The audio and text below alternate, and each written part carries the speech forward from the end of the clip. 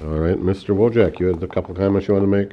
I do, as a matter of fact. I've been asked by some of the neighborhood to make some comments and update some facts on what's going on at 2215 2nd Street Southwest in the open comment period, which I don't believe is seen in the video replays. There was a gentleman here that works in one of those businesses that had some concerns with the same business. The business is China Massage, and there's been a number of prostitution stings that have taken place at this address.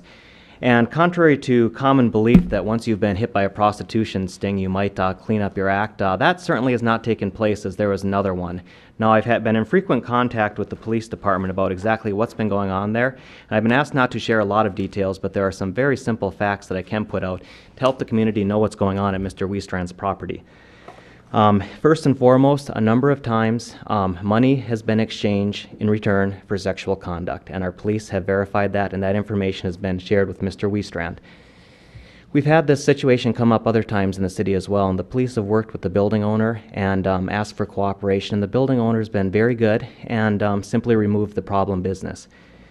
Mr. Weestrand, in talking with the police department, specifically told them that times were tough and he's not willing to cooperate. As a result, the prostitution-related activities continue to go on in his building. I've contacted other municipalities about what they've done. Now, the reality is there is absolutely an innocent until proven guilty in a court of law when it comes to criminal proceedings. However, that in no way restrains the city from taking responsible actions to protect the health, welfare, and safety of its citizens. This particular place with repeated prostitution going on is about 4 blocks from where my child goes to daycare. So it's near and dear to my heart, but even if it wasn't, it's just as important. The facts have been shared with Mr. Weestrand. He is well aware, as are the police, of the criminal activity going on here. Still, there's nothing that we're able to do without Mr. Weestrand at this point. We did look at our ordinances in terms of licensing massage parlors, and to our own unfortunate reality, our ordinance was not good enough, and we're working on fixing that. And we are going to put an ordinance in place, and we're going to have an opportunity to vote on something that when prostitution charges are made and there's clear evidence in place, we can go after the business and shut them down. Right now, the only person that can shut that business down is Dennis Weestrand. But Dennis Weestrand, as he told the police, is more interested in making money off this business and his property than he is in shutting it down and cooperating with the police. I am deeply offended by this, and I think the citizens of Rochester should also be offended by it. What other communities have done in doing this is to contact the building owner personally and make a request for him to take the responsible action. In addition, I would encourage you also to contact the businesses that are leasing in that building and also talk with them about what's going on. And you heard from one of them tonight who's very disappointed with what's going on. And finally, as the ordinance comes forward, contact all the city council members and make sure that we take responsible action to shut down this place of prostitution.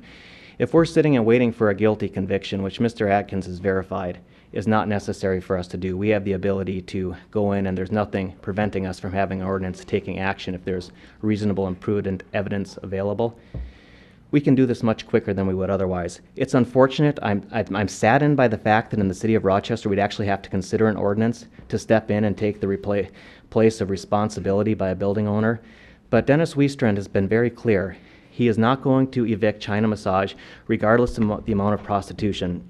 I'm bringing this up tonight specifically because the situation there continues to devolve. And actually last week in another prostitution sting, I'm realizing that this has less to do with prostitution and more about human sex trafficking. I remain opposed to what's going on in this business. I'm going to do everything in my power to fight this at the city council level. Our police are doing a wonderful job. And we're going to continue to try and work with Mr. Weestrand to encourage him to do the right thing. Now, I ask for all the citizens' help in contacting Mr. Weestrand and the other businesses. Let's get this done. Let's hold Mr. Weestrand accountable. Let's get China Massage shut down. Our community is too good for this. Thank you. All right, thank you, sir. Anything else for the good of the community?